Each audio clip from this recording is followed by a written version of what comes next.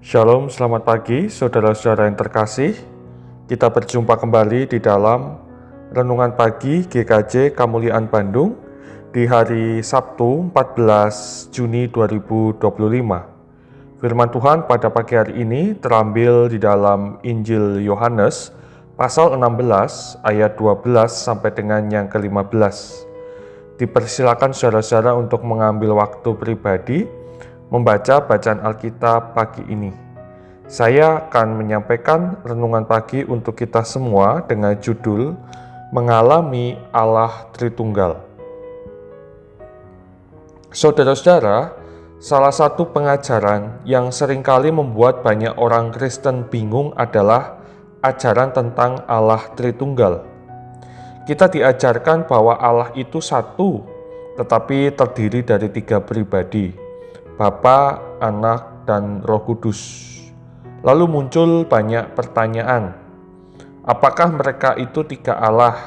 Apakah satu lebih tinggi daripada yang lain? Bagaimana mereka bekerja? Nah, kebingungan ini bukan hal yang baru. Bahkan para murid pun pernah mengalaminya. Di Yohanes pasal 16 ini, Tuhan Yesus berkata, "Masih banyak hal yang harus kukatakan kepadamu, tetapi sekarang kamu belum dapat menanggungnya." Saudara-saudara, dengan kata lain, ada hal-hal rohani yang memang belum bisa dipahami sepenuhnya oleh para murid pada waktu itu, termasuk soal siapa sebenarnya Roh Kudus dan bagaimana ia bekerja bersama Bapa dan Anak. Namun Tuhan Yesus tidak membiarkan para murid terombang-ambing dalam kebingungan. Ia menjanjikan kehadiran Roh Kudus yang disebut sebagai Roh Kebenaran akan datang untuk memimpin mereka ke dalam seluruh kebenaran. Dan janji itu tidak hanya untuk para murid, tetapi juga untuk kita di masa kini. Saudara-saudara terkasih, inilah kabar baiknya. Kita bisa mengalami Allah Tritunggal secara nyata. Kita bisa merasakan kasih Bapa, mengenal pribadi Yesus, dan merasakan tuntunan oleh Roh Kudus. Ketiganya bekerja bersama dalam hidup kita. Roh Kudus bukan hanya kuasa yang tak terlihat, tetapi pribadi Allah yang tinggal di dalam hati setiap orang percaya. Ia mengingatkan kita akan ajaran Yesus, menegur ketika kita menyimpang, menghibur ketika kita lelah, dan menguatkan ketika kita tidak sanggup melangkah. Ia juga menuntun kita untuk semakin mengerti siapa Yesus dan mengenal kasih Bapa. Dengan kata lain, Roh Kudus membawa kita masuk ke dalam pengalaman nyata bersama Allah Tritunggal. Roh Kudus menjadi jembatan yang hidup antara kita dengan Allah yang Maha Tinggi.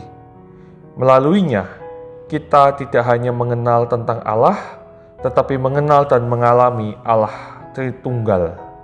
Jadi, hari ini kita tidak dituntut untuk mengerti segala misteri tentang Allah.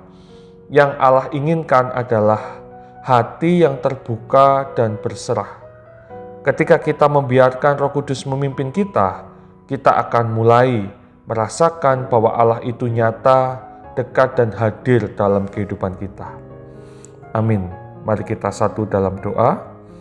Tuhan Allah yang penuh kasih, kami bersyukur atas firman-Mu pagi ini, mengingatkan kami bahwa Engkau hadir sebagai Allah Tritunggal, Bapa, Anak, dan Roh Kudus. Walau kami tidak selalu mampu memahami misteri-Mu dengan akal kami percaya bahwa melalui karya Roh Kudus, kami dapat mengalami kehadiran dan kasih-Mu secara nyata dalam hidup kami. Kami mohon, ya Roh Kudus, tuntunlah kami, pimpin langkah kami dalam kebenaran, kuatkan kami dalam kelemahan, hibur kami di tengah kekhawatiran, dan ajarlah kami untuk semakin mengenal Tuhan Yesus dan mengalami kasih Bapa. Tolong kami untuk berjalan bukan hanya dengan pengetahuan, tetapi dengan iman yang hidup, yang merasakan, percaya, menghidupi kehadiran Allah setiap hari. Terima kasih Tuhan, kami serahkan hidup kami hanya di dalam nama Tuhan kami Yesus Kristus. Amin. Saudara-saudara terkasih, selamat pagi, selamat beraktivitas, Tuhan memberkati.